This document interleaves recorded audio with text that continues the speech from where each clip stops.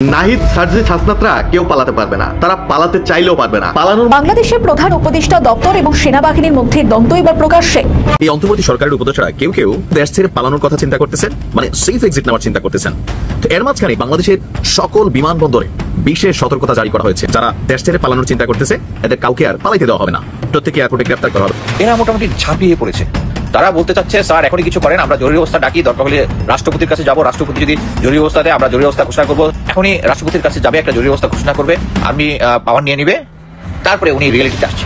এই বুঝি সেনা শাসন আসলো, এই বুঝি মানে জরুরি অবস্থা জারি হলো। এই মুহূর্তে 56 জন জেনারেল তারা সেনা নিবাসে মিটিং করেছেন, সেখানে উত্তেজনাকর পরিস্থিতি তৈরি হচ্ছে, উত্তেজনা বিরাজ করছে। সেই উত্তেজনা সরকারের বিরুদ্ধে চলে গেলে একটা বাজে পরিস্থিতি তৈরি হবে। এই হিউম্যান রাইটস ওয়াচ ইউনূস সরকারের কড়া সমালোচনা করেছে এবং বলেছে ইউনূস সরকারের আমলে ঠিক একই রকম মানবাধিকার লঙ্ঘন করা হচ্ছে যেমন করা হতো শেখ হাসিনা সরকারের সময়। প্রিয় দর্শক, এই মাত্র পাওয়া সর্বশেষ গরম বাংলা সংবাদ। এনসিপি নেতারা কেউ যেন বাংলাদেশ থেকে পালাতে না পারে, এমনই এক ঘোষণা দিয়েছেন আওয়ামী লীগের এক প্রভাবশালী নেতা। অন্যদিকে সেনাবাহিনীর মধ্যে কু ঘটতে যাচ্ছে, যে কোনো সময় সেনাবাহিনী ক্ষমতা নেবেন। ডক্টর মোহাম্মদ ইউনূস বাংলাদেশ থেকে যে কোনো সময় চলে যেতে পারেন। চলুন বিস্তারিতভাবে স্ক্রিনের মাধ্যমে পরিপূর্ণভাবে দেখে আসি। নাহিদ সার্জিস হাসনাতরা কেউ পালাতে পারবে না, তারা পালাতে চাইলেও পারবে না। পালানোর মতো যে বয়স দরকার, যে কৌশল দরকার, ওটা রপ্ত করতে তাদের আরো 10-15 বছর লাগবে। এমনই বিস্ফোরক মন্তব্য করেছেন সাবেক সংসদ সদস্য ও রাজনৈতিক বিশ্লেষক গোলাম আল রানী। নাহিদ সার্জিস, তারপরে হাসনাত, অনেকে পালাতে পারলেও তারা পালাতে পারবেন না। পালানোর মতো যে বয়স দরকার, যে কৌশল দরকার, ওটা এখনো রপ্ত করতে তাদের আরো 10-15 বছর লাগবে। তিনি বলেছেন আওয়ামী লীগের বড় বড় নেতাদেরকে ধরে পিটুনি দেওয়া হচ্ছে, পিটমোড়া করে বেঁধে হ্যান্ডকাপ পরানো হচ্ছে। সালমান এফ রহমানের মতো মানুষ, যার বাবা 1948 সালে মন্ত্রী ছিলেন, তাকে ধরে দাড়িগোপ কামিয়ে দিল। আনিসুল হক ও তাকে এমন এক নতুন লুঙ্গি পরানো হলো যা দেখে মনে হলো দুজনকে একসঙ্গে সুন্নতে খাতনা করানো হয়েছে। এই যে একটা ট্রেন্ড চালু হলো, এটা থেমে থাকবে না। সালমান এফ রহমানের সঙ্গে যা করা হয়েছে আগামীতে তার চেয়ে বেশি হবে। রাজনীতিটা এখন এমন যাকে বলা হয় সংঘাতপূর্ণ হয়ে চেষ্টা করুন। আওয়ামী লীগের বড় বড় নেতাদেরকে তাদেরকে ধরে পিটুনি দেওয়া হচ্ছে, হ্যান্ডকাপ পরা হচ্ছে, তাও আবার পিটমোড়া করে বেঁধে। সালমান এফ রহমান সাহেবের মতো মানুষ, তার বাবা 1948-এ মিনিস্টার ছিলেন, তার মতো লোকেরা ধরলো, দাড়িও কামালো, মোসও কামিয়ে দিল। এরপর তাকে পিটমোড়া করে বাঁধলো, তাকে এবং আনিসুল হক দুজনকে একই অবস্থা করলো, করে দুজনের নতুন লুঙ্গি পরাই দিল। এমন লুঙ্গি পরিয়ে দিল দেখে মনে হলো যেন দুজনের একসাথে সুন্নতে খতনা ছোটকালে করালে যা হয় না, এই যে একটা ট্রেন্ড চালু হলো, আপনার কি মনে হয় এটা কি থেমে থাকবে? আগামীতে দেখবেন যে সালমান এফ রহমানের সঙ্গে যা করা হয়েছে তার চেয়ে বেশি করা হবে। রনি বলেছেন এই সরকার যখন ক্ষমতায় আসে তখন এই নাহিদ সার্জিস হাসনাতদের একটা বিরাট অবদান ছিল। ক্ষমতায় যারা আছে তাদের একটা বিরাট অংশ অভিজ্ঞ, তারা জীবন যুদ্ধে অনেক অভিজ্ঞতা সঞ্চয় করেছেন। এদের মধ্যে যদি কেউ নাহিদের কথায় দুর্নীতিতে নিমজ্জিত হয়ে থাকে, খারাপ কাজ করে থাকে এবং তার মধ্যে যদি গণপিটুনি খাওয়ার ভয় থাকে, সঙ্গত কারণেই তিনি পালাবেন। নাহিদ সাহেবের কথার মধ্যে কেউ দুর্নীতিতে আকণ্ঠ নিমজ্জিত হয়ে থাকেন, মন্দ কাজে জড়িত হয়ে থাকেন এবং তার মধ্যে যদি গণপিটুনি খাওয়ার ভয় থাকে, সঙ্গতির কারণে তিনি পালাবেন। সেফ এক্সিট প্রসঙ্গে রনি বলেন, সেফ এক্সিট অতীতেও ছিল, এটা নতুন কিছু নয়। আমাদের দেশে যতবারই এমন অপ্রত্যাশিত ঘটনা ঘটে, সেটা 1/11 হোক বা অন্য সময়, ততবারই যারা খুব অল্প সময়ে সম্পদ বা টাকা কামিয়েছে তারা বিদেশে পালিয়ে যায়। লন্ডন, আমেরিকা, দুবাইতে এরকম অনেক বেগম পাড়া রয়েছে, উদাহরণ টানেন রনি। বৃহস্পতিবার রাতে একটি টিভি চ্যানেলে এমন বিস্ফোরক সব মন্তব্য করেন গোলাম আল রানী। বাংলাদেশের যে বর্তমান সংঘাতপূর্ণ রাজনীতির কথা তিনি বলেছেন এবং আনিসুল সালমান থেকে শুরু হওয়া এক ট্রেন্ড যা আগামীতে আরো ভয়াবহ হওয়ার ইঙ্গিত দিয়েছেন তাকে। বাংলাদেশের প্রধান উপদেষ্টা দপ্তর এবং সেনাবাহিনীর মধ্যে দ্বন্দ্ব এবার প্রকাশ্যে। এর নেপথ্যে ঢাকার আন্তর্জাতিক অপরাধ ট্রাইব্যুনালে সেনাবাহিনীর বেশ কয়েকজন কর্মকর্তার বিরুদ্ধে সরাসরি মামলা দায়ের করা। গত বুধবারে আওয়ামী লীগের শাসনকালে সংগঠিত কয়েকটি গুম খুনের 2টি পৃথক মামলা দায়ের করা হয়েছে। আর এই মামলায় প্রাক্তন প্রধানমন্ত্রী শেখ হাসিনা সহ 30 জনের বিরুদ্ধে অভিযোগ দায়ের হয়েছে। এর মধ্যে রয়েছে শেখ হাসিনার প্রাক্তন পররাষ্ট্র বিষয়ক উপদেষ্টা অবসরপ্রাপ্ত মেজর জেনারেল তারিক আহমেদ সিদ্দিক। তেমনই রয়েছেন বাংলাদেশ সেনাবাহিনীর কয়েকজন অবসরপ্রাপ্ত এবং বর্তমান অফিসার, যা নিয়ে প্রবল ক্ষুব্ধ বাংলাদেশের সেনাপ্রধান জেনারেল ওয়াকারুজ্জামান সহ প্রায় সমস্ত সেনা আধিকারিক। যদিও এখনো কয়েকজন সেনাকর্তা রয়েছেন যারা চাইছেন এই বিরোধ আরো তীব্র হোক। 2022 সালের নভেম্বর থেকে 2024 সালের 12 আগস্ট পর্যন্ত সশস্ত্র বাহিনীর সামরিক গোয়েন্দা unit director general of forces ইন্টেলিজেন্সের ডিজি ছিলেন অবসরপ্রাপ্ত মেজর জেনারেল হামিদুল হক। মূলত শেখ হাসিনার পতনের পর তাকে প্রথমে ডিজিএফআই থেকে এবং পরে তাকে বাধ্যতামূলক অবসরে পাঠানো হয়। জানা যায় সাবেক সামরিক কর্তা হামিদুল হক আগস্টের শুরুর দিকের উত্তাল সময় সেনাপ্রধান জেনারেল ওয়াকারুজ্জামানকে বিভিন্নভাবে সহায়তা করেছিলেন। এমনকি গত বছর 5 আগস্টের আগে কয়েকজন সেনাকর্তা নাকি জেনারেল ওয়াকারুজ্জামানকে উৎখাতের ষড়যন্ত্রে লিপ্ত হয়েছিলেন। সেই সময় সেনাপ্রধানকে সেই সমস্যার সমাধানে সাহায্য করেছিলেন অবসরপ্রাপ্ত মেজর জেনারেল হামিদুল হক। এছাড়া 5ই আগস্টের আগে হাসিনা বিরোধী আন্দোলনে সাবেক যে সেনা কর্মকর্তারা সরব হয়েছিলেন তাদের বিরুদ্ধে যোগাযোগ ছিল হামিদুল হকের। আর সেই হামিদুল হক আবারও জেনারেল ওয়াকারের হয়ে ব্যাট ধরলেন। তিনি দাবি করলেন সেনাপ্রধানের ক্ষমতা খর্ব করা হচ্ছে। যে সেনাবাহিনীর উপর ভর করে এই সরকার প্রতিষ্ঠিত হলো, যে সেনাবাহিনী ঘুরে না দাঁড়ালে এই দেশ এখনো স্বাধীন হতো কিনা সন্দেহ। গৃহযুদ্ধ হয়তো চলতো, ইন্ডিয়ার প্ররোচনা, ইন্ডিয়াই যুদ্ধ শুরু করে দিত, দেশটাকে দখল করত।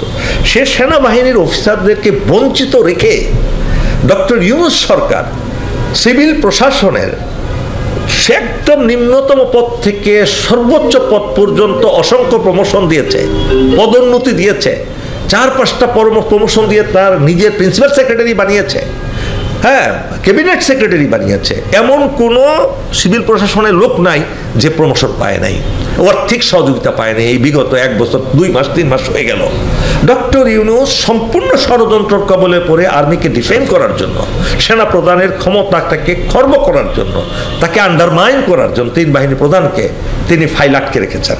জানা যাচ্ছে আন্তর্জাতিক অপরাধ ট্রাইব্যুনালে শেখ হাসিনা সহ 30 জনের বিরুদ্ধে এই নতুন 2টি মামলা দায়ের হওয়ার পরই সরাসরি সম্মুখ সমরে নেমে গিয়েছে অন্তর্বর্তীকালীন সরকার এবং বাংলাদেশ সেনাবাহিনী। জানা যাচ্ছে বৃহস্পতিবারই বাংলাদেশ সেনাবাহিনীতে জেনারেল ওয়াকারের নেতৃত্বে 56 জন জেনারেল এবং আরও কয়েকজন শীর্ষ আধিকারিক জরুরি বৈঠকে বসেছিলেন। সেখানে আন্তর্জাতিক অপরাধ ট্রাইব্যুনাল কর্তৃক জারি করা গ্রেপ্তারি পরোয়ানা নিয়ে তীব্র প্রতিবাদ জানানো হয়েছে।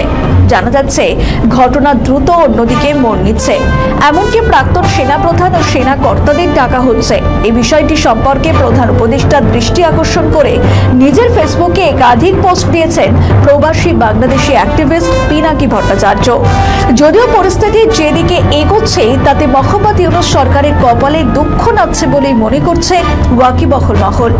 এই বিষয়ে অবসরপ্রাপ্ত মেজর জেনারেল হামিদুল হক দাবি করেছেন, কেবলমাত্র সেনাবাহিনী নয়, হাসিনার আমলে দুর্নীতি অত্যাচারে জড়িত ছিলেন পুলিশ এবং প্রশাসনের বহু শীর্ষ কর্তায়, কিন্তু মোহাম্মদ ইউনূসের প্রশাসন তাদের না ধরে সেনাবাহিনীর আধিকারিকদের টার্গেট করেছেন।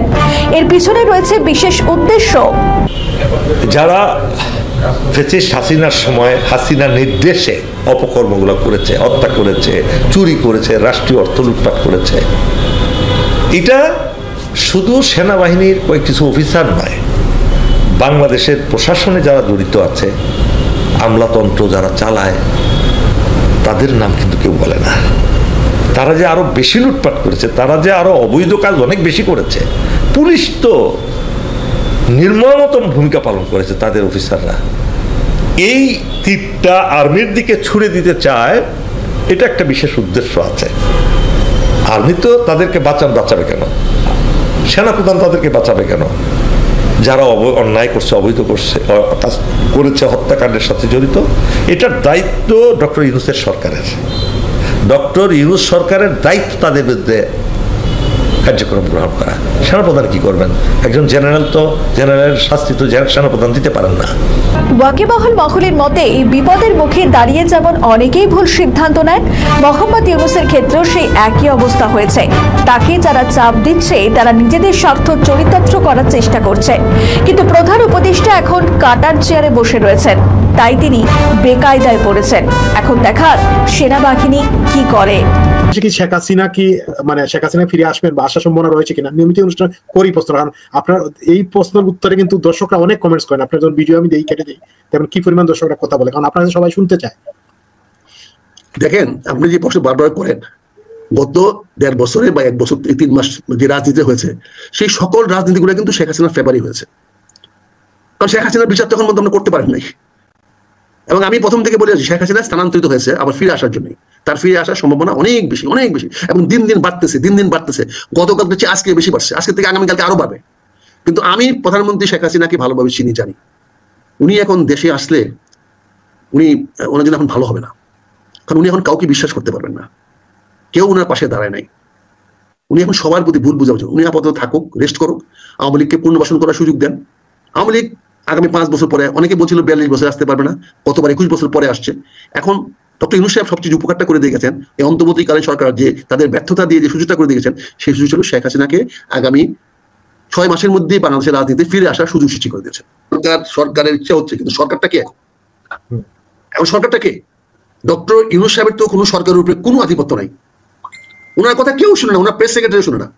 আজকে প্রেস সেক্রেটারি 2টা বক্তব্য দেখলাম, 2টার একটার মধ্যে শুধু বললেন না যে আমাকে উপদেষ্টা মহোদয় আজকে এই কথা বলেছেন, এটা তুমি বলে দাও।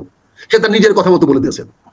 সে আজকে বলে দিয়েছে আপনারা নাকি এই দেশের মিডিয়া নাকি একটা অভাবিত একটা সুযোগ পেয়েছে, যার ফলে তারা যা ইচ্ছে তা লিখতে পারছে, তাই সরকার সমালোচনা করছে, তাদেরকে নাকি একটা অভাবিত সুযোগ দিয়েছেন উনি, সেই জন্য বলতেছেন। কাজে ডক্টর ইউনূস সাহেবের প্রতি আপনারা অঙ্গুলি দিয়েন না, বেচারা ফেসে গেছেন, ভদ্রলোক ফেসে গেছেন। ভদ্রলোক এখন তার পক্ষে উপদেষ্টাদের অনেকেই নাই, 2-4-5 জন আছে। আজকে আমি ডক্টর রেদওয়ানের বক্তব্য শুনলাম, আগে তো সব হেসে হেসে কথা বলতেন, কথা বলার আগে হাসতেন, এখন দেখলে হাসিটা কমে যাচ্ছে, আজকে অনেক কম, কয়েক মিনিট তো হাসি ছিল না, চুপচাপ করে প্রশ্নের জবাব দিয়েছেন। কাজে তাতে তো বোঝা যায় যে তারা আন্ডার টেনশনে আছে, তা তো বোঝা যায় যে তাদেরও তো জীবন, তাদেরও তো যে হিরো হয়ে আসছিল, যেরকম একটা মানে অবস্থা নিয়ে আসছিল, সেই অবস্থা থেকে যে তারা আজকে কোথায় চলে গেছে তারা বুঝতে পারে না। তারা তো এখন বুঝতে পারছে, তারাও তো মানুষ, তারা তো আমাদের চেয়ে অনেকের চেয়ে বেশি বুদ্ধিমান, নাহলে এই সুযোগটা তারা পাইলো কেমনে? আজকে তারা বুঝতে পারছে না যে তাদের জীবন আজকে হুমকির মুখে, তারাও তো বাঁচার জন্য আজকে আপ্রাণ চেষ্টা করতেছে। আপনি পরিবেশটা কেন সৃষ্টি করলেন?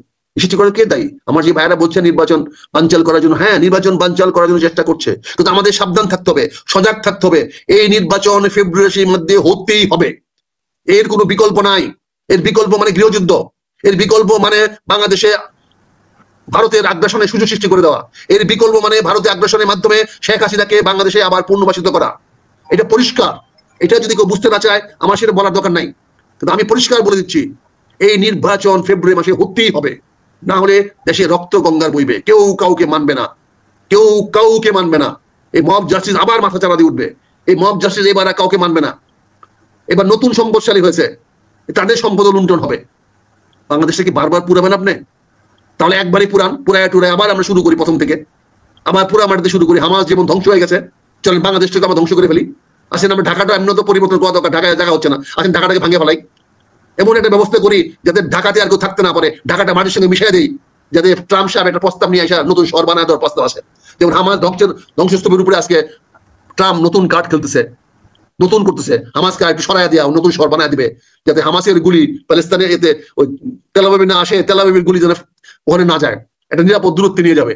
বলেন, কাজে আপনাদের বুঝতে হবে জিনিসটা, আমাদের আপনাদের বুঝতে হবে যে কাজেই আজকে অত্যন্ত উদ্দেশ্য প্রণীত হবে ডক্টর ইউনূস সাহেবকে মানে বেকায়দে ফেলার জন্য।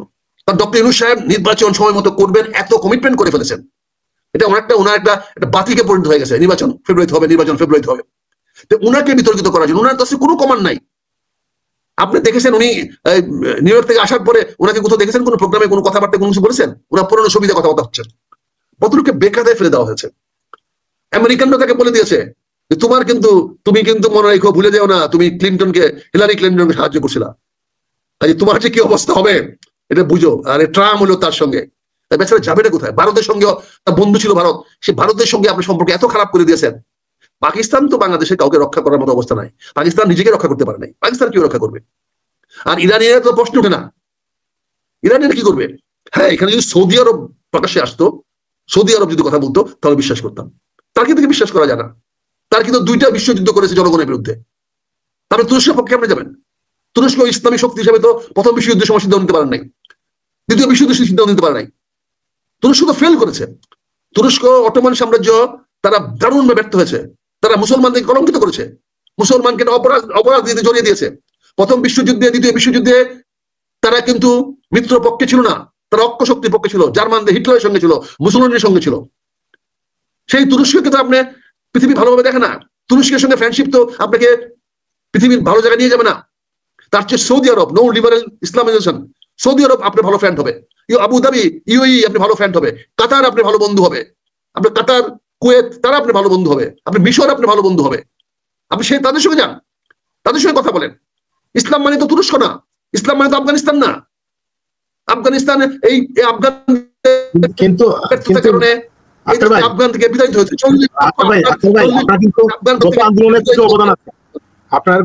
আপনার যে আন্দোলন 29 মিলিয়নের যে ডলারে ইনভেস্ট করে যে আমেরিকা যে আন্দোলন, সেখানে তুর্কির অবদান আছে, তুর্কির এখানে অনেক অবদান আছে। সেখানে তুরস্ক না, সেখানে তুরস্কের অবদান আছে। তুরস্কর কথা যেহেতু শেখ হাসিনা শুনে নাই, সে এখানে রোহিঙ্গাকে নিয়ে খেলা করতে চেয়েছিল, এখানেও রিলিফ অপারেশন যেতে চেয়েছিল, কিন্তু সে তো আমেরিকার পক্ষে।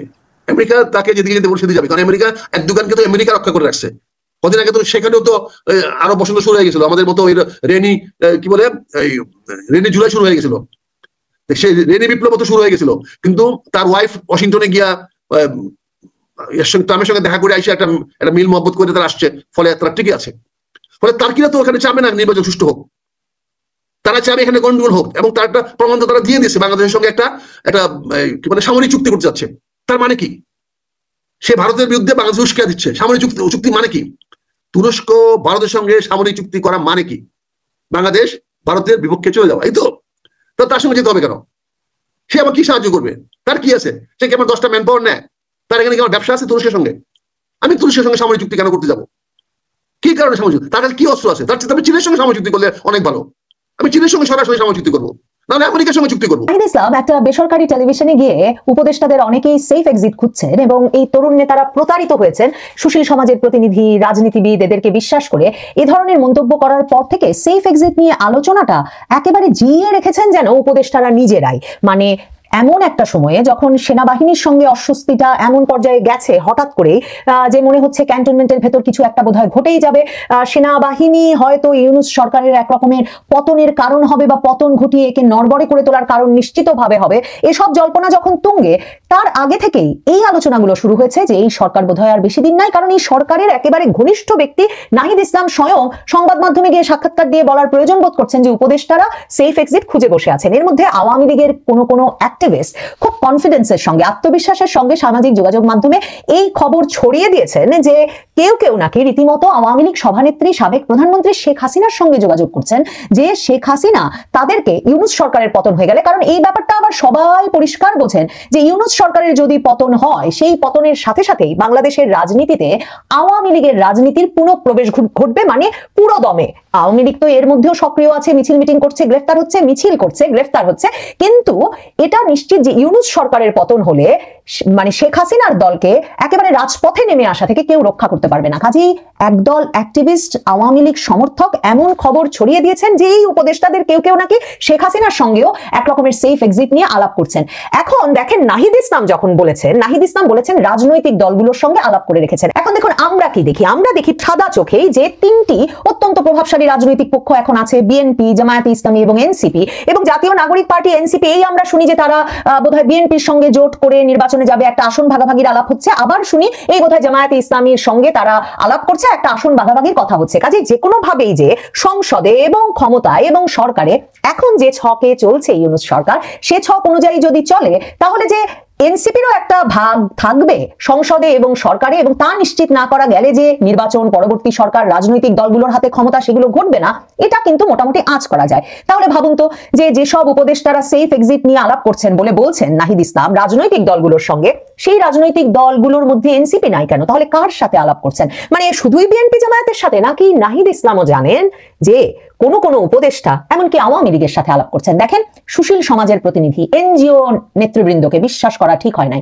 নাহিদ ইসলাম এমন কথা বলে ফেলার পর যেই সব ব্যক্তিদের নাম সবার চোখে ভেসে উঠেছে, রিজওয়ানা হাসান, আসিফ নজরুল, যে এরা কেন সরকারে, মানে ডক্টর ইউনূস সহ তার উপদেষ্টা পরিষদ ভরাই আছেন এনজিও নেতৃবৃন্দ, ফরিদা আক্তার আছেন, শারমিন মুর্শিদ আছেন, তার গ্রামীণ ব্যাংকের সহকর্মীরা আছেন, কিন্তু রিজওয়ানা হাসানের কথা, আসিফ নজরুলের কথা এই সুশীল সমাজের প্রতিনিধি এনজিও নেতা হিসেবে এদের বিশ্বাস করা ঠিক হয় নাই। এই কথা বলা মাত্র সম্ভবত সংবাদ মাধ্যমের চোখে ভেসে উঠেছে। তারা রিজওয়ানা হাসানের কাছে গেছেন এবং সংবাদ মাধ্যম জিজ্ঞেস করেছেন যে আপনি কি সেফ এক্সিট খুঁজছেন? এখন রিজওয়ানা হাসান সেফ এক্সিট খোঁজার কোনো কারণ নাই, তিনি সেই কথাই বলেছেন। রিজওয়ানা হাসানের সেফ এক্সিট খোঁজার কারণ নাই, কারণ তার বাবা স্বাধীনতার আগের মুসলিম লীগ নেতা, 70-এর নির্বাচনেও তিনি আওয়ামী লীগের বিপক্ষে নির্বাচন করেছেন, হেরেছিলেন সেবার। এরপর 75-এ বঙ্গবন্ধু হত্যার পর তিনি আবার রাজনীতিতে ফিরে আসেন, জিয়ার আমলে এসে জিয়ার আমলে মন্ত্রী হয়েছেন। রিজওয়ানা হাসানের স্বামী এই দফায় নির্বাচন হলে কুমিল্লার 2 আসন থেকে বিএনপির মার্কা নিয়ে, ধানের শীষ নিয়ে নির্বাচন করার জোর প্রস্তুতি নিচ্ছেন। কারণ এই যে রাজনীতি নিরপেক্ষ হিসাবে এতদিন যেই সুশীল সমাজের প্রতিনিধি রিজওয়ানা হাসানকে চেনা গেছে, একদিকে তার বাবা যেমন বিএনপির মন্ত্রী ছিলেন, মুসলিম লীগের নেতা ছিলেন, ঠিক তেমনি তার স্বামীর বাবা মাও স্থানীয়ভাবে সেই হোমনা মেঘনা এলাকায় বিএনপির রাজনীতির সঙ্গে একেবারে ওতপ্রোত জড়িত। তো কাজেই রিজওয়ানা হাসান জানেন তিনি জামায়াতে ইসলামী, বিএনপি সব তরফে নিরাপদ আছেন। তারপরে আপনাদেরকে তো আমি পরিষ্কারভাবে দলিলপত্র তুলে ধরে বলেছি যে অন্যদিকে তার স্বামী আবার এত ঘনিষ্ঠ বন্ধু আওয়ামী লীগের সাবেক মন্ত্রী নসরুল হামিদ বিপুর, যে নসরুল হামিদ বিপুর সম্পদের অনেক অংশ এখন তিনি আর তার ছেলে মানে রিজওয়ানা হাসানের স্বামী আর তার ছেলে মিলে দেখে শুনে রাখছেন, মানে তাদের নামে অনেক কিছু এর মধ্যে হস্তান্তর করে ফেলা হয়েছে। কাজেই রিজওয়ানা হাসান জানেন জামাত, বিএনপি, আওয়ামী লীগ আসুক না যে ইচ্ছা, তার সুরক্ষা কেউ ঠেকাতে পারবে না। এরপরে দেখেন তার ছেলেমেয়েরা সকলেই বিদেশে পড়ালেখা করে, কাজেই সেদিক থেকেও রিজওয়ানা হাসান নিরাপদ। এবং এই রাগারাগি, এই মন কষাকষিটাই আসলে নাহিদ ইসলাম, আসিফ মাহমুদদেরকে একেবারে এখন রুষ্ট করে ফেলছে। মানে তারা অনেকে টাকা পাচার করেছেন বিপুল পরিমাণ, সেসব অভিযোগ, সেসব প্রমাণাদি ছাত্র নেতা থেকে ছাত্র সমন্বয়ক সকলে যে করেছেন সেসব সামাজিক যোগাযোগ মাধ্যমে বিপুল পরিমাণে খবর হয়েছে বটে, কিন্তু তার মানে কি তারা এই বাংলাদেশের সবুজ পাসপোর্ট নিয়ে সত্যি একটা বিদেশের নিরাপদ আশ্রয় চলে যেতে পারবেন? মানে তাদের অবস্থা তো রিজওয়ানা হাসান কিংবা উপদেষ্টা, প্রধান উপদেষ্টা ডক্টর মোহাম্মদ ইউনূস কিংবা তার দীর্ঘদিনের সহযোগী লামিয়া মোর্শেদ কি আদিলুর রহমান শুভ্র এদের মতো নয়, মানে শারমিন মুর্শিদের মতো নয়। তাদের পারিবারিক ব্যাকগ্রাউন্ড বলুন, তাদের পারিবারিক ঐতিহ্য বলুন, এই কোনো কিছুই তাদেরকে সমর্থন করছে না যে তারাও নিশ্চিন্ত হয়ে বলবেন যে সেফ এক্সিট নিয়ে ভাবছি না, কিন্তু পকেটে আন্তর্জাতিক পুরস্কার থাকবে, বিদেশে ছেলেমেয়েরা পড়বে, দেশে বিভিন্ন দলের মনোনয়ন পাওয়ার বিষয়টা নিশ্চিত থাকবে এবং সবচেয়ে বড় কথা বিদেশি পাসপোর্ট থাকবে। বিষয়টা তো এমন নয়। এই জন্য আসিফ মাহমুদ সজীব ভুইয়া দেখেন যখন সেফ এক্সিটের আলোচনাটা প্রায় থিতিয়ে পড়ার কথা, সে সময় আসিফ মাহমুদ সজীব ভুইয়া 8 তারিখে মানে বুধবার দিন যখন এই যে সেনাবাহিনীর ভেতরে কি ঘটছে, সেনাবাহিনীর ভেতরে একটা কিছু ঘটে যায় কিনা, সেনাবাহিনী সেনা দপ্তর থেকে বেরিয়ে আসে কিনা, এরকম নানা জল্পনার মধ্যে আসিফ মাহমুদ সজীব ভুইয়া সম্ভবত রিজওয়ানা হাসানের কথার প্রতিক্রিয়াতে, কারণ রিজওয়ানা হাসান বলেছেন যে নাহিদ ইসলামকেই বলতে হবে কোন কোন উপদেষ্টার কথা তিনি বলছেন, এই নাম না বললে তিনি কোনো প্রতিক্রিয়া দেখাতে পারবেন না, তিনি আপাতত কোনো সেফ এক্সিট খুঁজছেন না, তিনি দেশেই থাকবেন। সেই কথার প্রতিক্রিয়ায় আসিফ মাহমুদ এখন বলছেন যাদের একাধিক পাসপোর্ট, নাগরিকত্ব নেওয়া, তারাই আবার অন্যদের সেফ এক্সিটের তালিকা করে। যারা 5ই আগস্ট পালিয়েছিল তাদের সিম্প্যাথাইজাররা কষ্টে মরে যাচ্ছে, বারবার ফ্যাসিস্টদেরই পালাতে হবে, আমাদের জন্ম এদেশে, মৃত্যু এদেশের মাটিতেই হবে ইনশাল্লাহ, ফ্যাসিস্ট খুনিদের সাথে লড়তে লড়তে আমাদের ভাইদের মতো শহীদি মৃত্যু কামনা করি। তার মানে আসিফ মাহমুদ সজীব ভুইয়া বুঝে গেছেন, কারণ অনেকে স্পষ্ট করে এই দুর্দিনেও টকশোতে তো বলছেনই, সামাজিক যোগাযোগ মাধ্যম সয়লাভ, যে নাহিদ ইসলাম বলছেন উপদেষ্টারা আখের গুছিয়ে বিদেশে পাঠিয়ে সেফ এক্সিট খুঁজছেন, সবার আগে সেফ এক্সিট নিতে হবে তো এই আসিফ মাহমুদ সজীব ভুইয়ার। এখন আসিফ মাহমুদ সজীব ভুইয়া বলছেন যাদের দুটো করে পাসপোর্ট তারা এখন তালিকা চায় আমার কাছে, আমরা শহীদি মৃত্যুর জন্য প্রস্তুত। তার মানে ওই যে সার্জিস আলম যেটা বলেছেন যে সেফ এক্সিট বলে কিছু নাই, সেফ এক্সিট বলে কিছু হবে না, মৃত্যুই একমাত্র পথ। এই তরুণ নেতারা এটা জেনে আরো চেতে গেছেন যখন এখন তারা দেখেন যে যাদেরকে তারা ক্ষমতায় বসিয়েছেন, ওই ডক্টর মোহাম্মদ ইউনূস থেকে শুরু করে সবার বিদেশি পাসপোর্ট আছে, সবার ছেলেমেয়েরা বিদেশে পড়ালেখা করে, না হলে বিদেশে থিতু, মানে প্রায় সবার, আর না হলে সকলেই এক রকমের বিদেশে যে কোনো মুহূর্তে চলে যাওয়ার মতো আন্তর্জাতিক কানেকশন তাদের আছে। কাজে তারা আখের গুছিয়ে যতটা পরিষ্কার করে নিতে পেরেছেন বিদেশে এবং যেরকম একটা আরামের নিশ্চিন্ত মানে ছেলে মেয়ে নাতি নাতনির জীবন তারা যাপন করতে পারবেন যেই মাত্র ইউনূস সরকারের পতন হবে, এটা তো তাদের ক্ষেত্রে ঘটবে না। দেখেন ইউনূস যতজন বিশেষ সহকারী নিয়ে এসেছেন, একেবারে বিনিয়োগ উন্নয়ন কর্তৃপক্ষের তরুণ প্রধান আশিক চৌধুরী থেকে তার বিশেষ সহকারী হিসেবে লুৎফে সিদ্দিকী থেকে জাতীয় নিরাপত্তা উপদেষ্টা খলিলুর রহমান সহ যাদের যেখানে ফায়েজ আহমেদ তৈয়ব যাদের যেখানে এনেছেন সবার বিদেশি পাসপোর্ট, তাহলে মরবে কারা? তাদের শহীদ মৃত্যুর জন্য অপেক্ষা করতে হবে। হাসনাত মাসের পর মাস ধরে যে কথা বলছেন তাদের, এই ছাত্র তরুণ নেতাদের যত টাকাই তারা যেখানে পাচার করে থাকুন না কেন, একমাত্র আমি আগেও আপনাদের বলেছি ইউনূস একটা ব্যবস্থা করেছেন। ডক্টর ইউনূস পাকিস্তানের সাথে গভীর বন্ধুত্বের মাধ্যমে পাকিস্তানে ভিসাবিহীন যাওয়ার ব্যবস্থা করেছেন সরকারি পাসপোর্টগুলোর জন্য। তো তাহলে একমাত্র দুয়ার যদি সেদিনও পাকিস্তান খুলে এই ডক্টর ইউনূস সরকারের পতনের পর তার উপদেষ্টাদের মধ্যে যারা গিয়ে সেখানে বাকি জীবন নিভৃতে নীরবে নিরাপদে কাটাতে চায় তাদের জন্য, তাহলে এদের একমাত্র সেফ এক্সিটের ব্যবস্থা হতে পারে পাকিস্তান।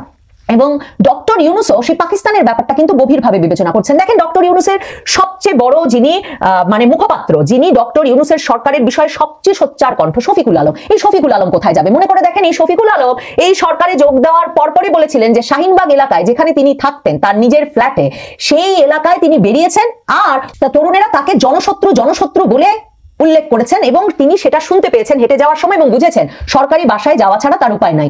এটা 2025-এর শুরুর দিকের ফেসবুক স্ট্যাটাস শফিকুল আলমের। এই শফিকুল আলম কি সত্যি সরকারি বাসা ছেড়ে আবার শাহিনবাগে যেতে পারবেন? বা তার সৎ সরকারি কর্মচারী বাবা, 4র্থ শ্রেণীর কর্মচারী বাবা দনিয়ায় ঢাকার রাজধানীর বুকে যে 5তলা বাড়ি বানিয়ে ফেলেছেন, তিনি লিখেছেন তার ফেসবুক স্ট্যাটাসে, সেই দনিয়া এলাকায় গিয়ে কি থাকতে পারবেন? আর শফিকুল আলম কখনো? শফিকুল আলমকে আসলে চাকরি দেবেন কে তাকে ধারণ করবেন এই এত বড় পদ? মানে বাংলাদেশের ইতিহাস সবচেয়ে আলোচিত প্রেস সচিব, তিনি কিভাবে এলাকায় ফিরে যাবেন? দেখেন আসিফ নজরুলকে কেউ জায়গা দেবে না। আসিফ নজরুলের না আছেন মন্ত্রী পিতা, না আছে প্রভাব প্রতিপত্তিশালী কোনো পরিবার। হুমায়ুন আহমেদের মেয়ের জামাই হিসেবে পরিচিতই পেয়েছেন বটে তিনি, কিন্তু সেটা বিএনপি জামায়াত সরকার এলে তাকে কোনো বিশেষ সুবিধা দেবে ভাববার কারণ নাই, কারণ বিএনপি জামায়াত দুই দলই তার উপরে নানা কারণে রুষ্ট। বিএনপির ঘেঁষা হিসেবে, সুশীল সমাজের প্রতিনিধি হিসেবে তিনি ব্যাপক পরিচিতি পেয়ে কিন্তু ওয়াকারের এত কাছের হয়ে উঠলেন যে সেনাপ্রধান ওয়াকার রীতিমতো 3 তারিখ থেকেই তার সঙ্গে আলাপ আলোচনা করছিলেন যে কাকে সরকারে নেওয়া যাবে, কোন কোন রাজনৈতিক দলকে ডাকতে হবে, এসব বিষয় মানিয়ে সেনাপ্রধান ওয়াকারুজ্জামান আসিফ নজরুলকে কতটা প্রভাবশালী ভেবে কতটা প্রভাব বিস্তারের সুযোগ দিয়েছেন একবার ভাবুন।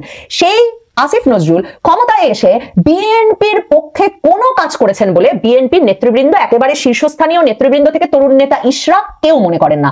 এবং ফেসবুকে আসিফ মাহমুদ সজীব ভুইয়া, মানে তরুণ আসিফ, তিনি যখন লিখছেন যে শহীদি মর্যাদা পাবো, তখন রীতিমতো নিচে এসে লোকে লিখছেন যে আপনার জন্য ইশরাক তামিমেরা অপেক্ষা করছে। কারণ ধরেন ইশরাককে একদিকে যেমন ঢাকা সিটি কর্পোরেশনের দক্ষিণের দায়িত্ব নিতে দেন নাই এই আসিফ নজরুল আর এই আসিফ মাহমুদ সজীব ভুইয়ারা মিলে, ঠিক তেমনি বিসিবি নির্বাচনটাও তো এরা করতে পারেন নাই। কাজেই বিএনপি এদেরকে দেখে ছাড়বে। আসিফ নজরুল এই কথা জানেন। এখন আসিফ নজরুলের একমাত্র বাঁচোয়া হচ্ছে তার স্ত্রী আমেরিকায় জন্মগ্রহণ করেছিলেন, হুমায়ুন আহমেদ তখন আমেরিকায় থাকতেন, কাজেই শিলা আহমেদের আমেরিকার নাগরিকত্ব আছে। এখন আসিফ নজরুল কি সেই নাগরিকত্বের উপর ভর করে এর মধ্যে গ্রিন কার্ড করেছেন? তিনি কি দীর্ঘ সময় আমেরিকায় থেকে থেকে গ্রিন কার্ডটার প্রসেসিং চালু রাখতে পেরেছেন? এই প্রশ্নগুলো তো আসবে। এই কারণ ধরেন দুজনের মিলে দুই পক্ষ থেকে প্রায় 4-5 জন সন্তান আছে শিলা আহমেদ এবং আসিফ নজরুলের। এই সন্তানেরা, শিলা আহমেদের যেই সন্তানেরা, তারা নিশ্চয়ই আমেরিকা যেতে পারবেন, কিন্তু আসিফ নজরুলের জিম্মায় আসিফ নজরুলের আগের পক্ষেরও যে সন্তানেরা আছেন তারাও কি যেতে পারবেন তার সঙ্গে আমেরিকায়? ইলিয়াস হোসেন সাংবাদিক, আমেরিকা প্রবাসী, তিনি অবশ্য বলে রেখেছেন আসিফ নজরুল 1000 কোটি টাকা পাচার করেছেন এরই মধ্যে আমেরিকায় এবং বেশ কয়েকটি বাড়িঘর কিনে রেখেছেন এরই মধ্যে।